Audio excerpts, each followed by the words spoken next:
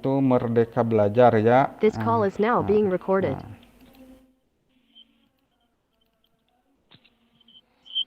Pendidikan yang memerdekakan ya. Yaitu filosofi pendidikan, berarti pendidikan merdeka itu berdaya upaya dengan sengaja untuk memajukan hidup, tumbuhnya budi pekerti, rasa pikiran, roh, dan badan anak-anak dengan jalan pengajaran, teladan, dan pembiasaan. Jangan disertai perintah dan paksaan. Itu kata filosofi Bapak kita itu Bapak Pendidikan Ki Hajar Dewantara. Selanjutnya pemikiran Ki Hajar Dewantara. Yang satu pertama adalah pendidikan adalah tempat persemaian segala benih-benih kebudayaan yang hidup dalam masyarakat kebangsaan. Artinya untuk mencapai kebudayaan yang dicita-citakan pendidikan adalah pondasinya dan kebudayaan itu terus berkembang sesuai kodrat alam dan zamannya. Ada 3 kerangka perubahan menurut Ki Hajar Dewantara. Ya, pertama kodrat keadaan. Kodrat keadaan itu adalah kodrat alam dan kodrat zaman. Yang kedua, prinsip perubahan ada 3 juga, yaitu yang dinamakan trikon. Pertama, kontinuitas dalam maju ke depan, tidak lupa akar budaya yang hakiki dalam masyarakat. Konvergensi pendidikan itu memanusiakan, memperkuat kemanusiaan. Yang ketiga, konsentris pendidikan harus memerdekakan masing-masing berputar pada sumbu dan beredar sesuai orbitnya. Kemudian yang ketiga itu apa yang berubah?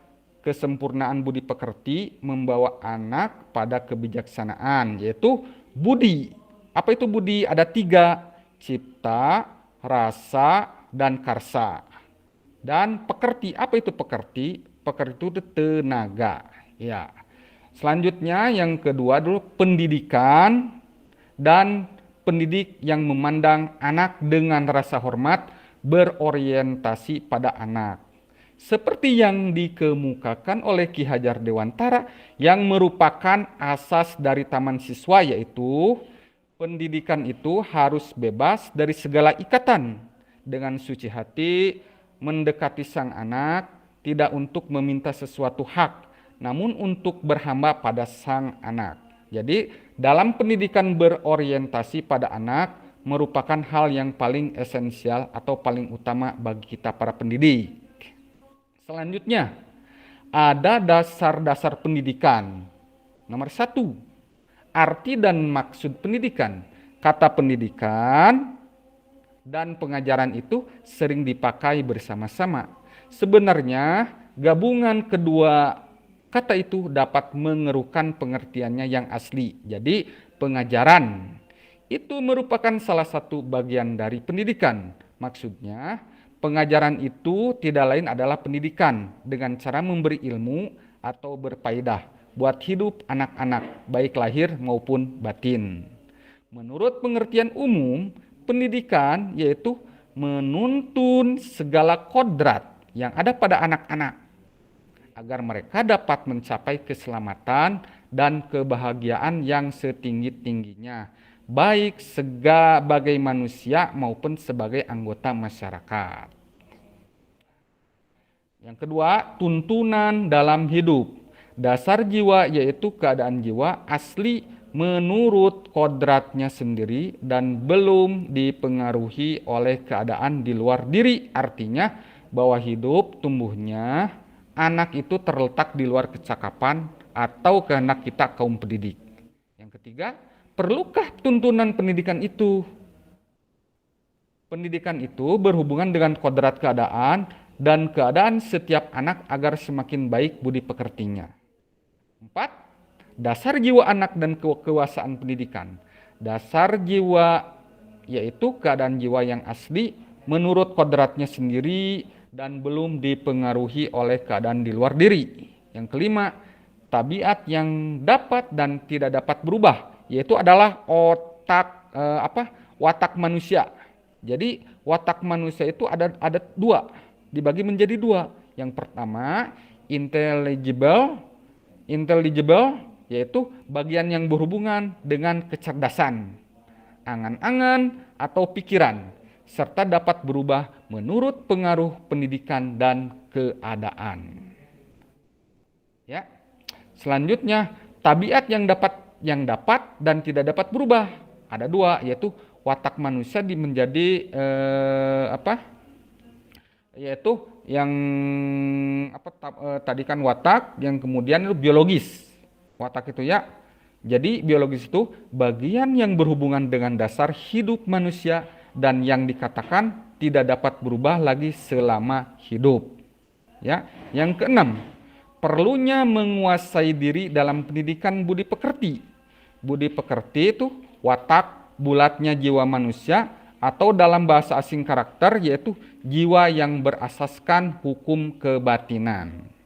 Yang ketujuh, jenis-jenis budi pekerti. Ya. Menurut Profesor Sprenger,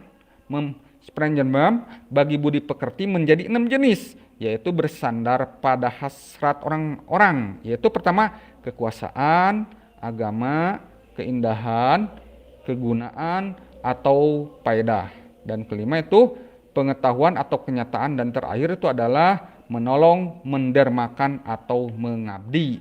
Jadi yang terakhir itu adalah naluri pendidikan.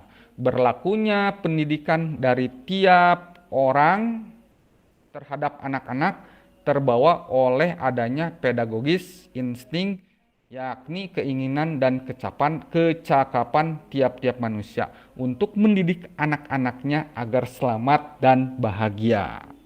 Itu adalah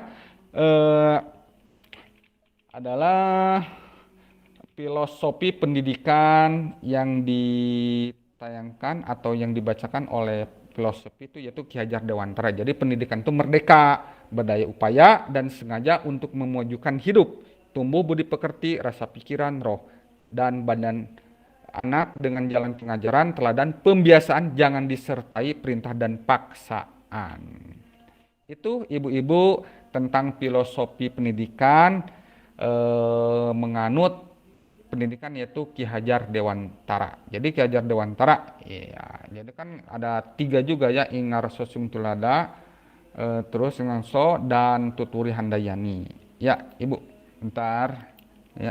Nah, mungkin itulah slide saya tentang filosofi pendidikan, yaitu yang dianut oleh Ki Hajar Dewantara. Mungkin kita sharing, ibu-ibu, mungkin apa itu filosofi pendidikan atau tentang merdeka belajar itu gimana? Ya, saya di stop dulu sharingnya ya. Ya. Ya. Mungkin ada tambahan atau apa mungkin sharing? Ya. Ibu, boleh? Boleh tanya, Pak? Iya, boleh, silakan Bu. Apa itu sharing, mau bertanya juga boleh gitu. Ya. Silakan Bu Dedek. Ya. Ya. Seberapa penting pendidikan yang memerdekakan buat kita di dunia pendidikan? Oke. Jadi seberapa penting pendidikan yang memerdekakan? Ya. Mungkin ibu tahu filosofinya, yaitu tentang ikan. Ya, ikan itu hidupnya di air. Bisakah gak melompat-lompat di atas air? Bisa nggak? Ya, filosofinya. Atau naik ke pohon, bisa nggak? Oh, Ya, ya kan? kalau Ya, naik ke terus pohon. nggak bisa ya. Terus misalnya monkey bisa nggak masuk ke dalam air untuk berenang seperti ikan? Bisa nggak? Nggak bisa kan? Nah, Nggak jadi bisa. sesuatu pendidikan yang merdeka Bisa. itu tidak dipaksakan seperti ikan atau monkey. Jadi pendidikan yang memerdekakan itu bagi anak merupakan suatu keharusan. Jadi keharusannya tidak boleh ada paksaan, tetapi kalau menurut dia mau ya silakan. Terus desain yang ditawarkan sekolah juga kalau di bentuk pendidikan itu harus merepresentasikan upaya kaum pendidik yang sejati untuk benar-benar mengabdikan diri pada diri anak. Jadi tidak ada paksaan pendidikan itu kalau misalnya seperti ini kalau kita itu mengerjakan anak, kamu harus bisa ini enggak. Ya seperti itu, tapi dikasih tahu secara pelan-pelan apa manfaatnya belajar dan lain-lain. Itu aja mungkin dari saya, Bu. Iya. Terima kasih. Ya, mungkin ada pertanyaan lagi, mungkin satu lagi, ya, karena waktunya mau habis, ya, Saya Pak, ya, gini Pak ya, di lapangan kan sering terjadi. Jadi kadang kita sebagai kurang guru, ya, kurang jelas Pak. ya, gimana? Kadang kita sebagai guru menginginkan anak didik kita ini sesuai apa yang kita harapkan. Misalkan saya mengajar bahasa Inggris. Saya ingin seluruh siswa itu nilai bahasa Inggrisnya harus bagus. Nah, kira-kira itu kalau step pembelajaran seperti itu masih masuk pendidikan yang kolonial ya Pak? Pendidikan apa, Ibu? Kurang jelas? Masih menganut pendidikan atau pelajaran yang kolonial. Oh, iya itu. Nah, kalau istilahnya itu kan kalau kita anak itu harus dapat nilai bagus ya. Tapi kalau misalnya dipaksa seperti itu mungkin bentuknya zaman kolonial, Bu, kalau menurut saya ya. Tetapi kalau kita kasih tahu secara perlahan-lahan manfaat buat bahasa Inggris itu buat apa, buat mereka tidak mau sama sekali, mungkin itu siswa tidak suka tentang pelajaran bahasa Inggris. Tetapi kalau misalnya mereka ngerti menurut logika dia pentingnya bahasa Inggris, ya mungkin dia pasti suka karena bahasa Inggris itu bahasa komunikasi, bahasa dunia. Kalau misalnya tidak bisa bahasa Inggris, berarti ketinggalan zaman. Contohnya kan zaman kita itu zaman internet pasti kebanyakan bahasa Inggris. Itu aja perlahan-lahan. Ya, segitu. Ya, terima kasih Ada Pak. lagi? Oke, sama-sama Bu Dewi. Nah, demikianlah presentasi dari saya tentang Merdeka Belajar. Karena waktunya cukup lebih dari 20 menit. Ucapkan terima kasih Ibu-Ibu telah memberikan saran, pertanyaan pada saya. Mungkin kita belajar sama-sama apa itu manfaat belajar, sharing dan sebagainya. Mungkin cukup sekian dari saya presentasinya. Billahi taufiq walhidayah. Assalamualaikum warahmatullahi wabarakatuh. Waalaikumsalam warahmatullahi wabarakatuh.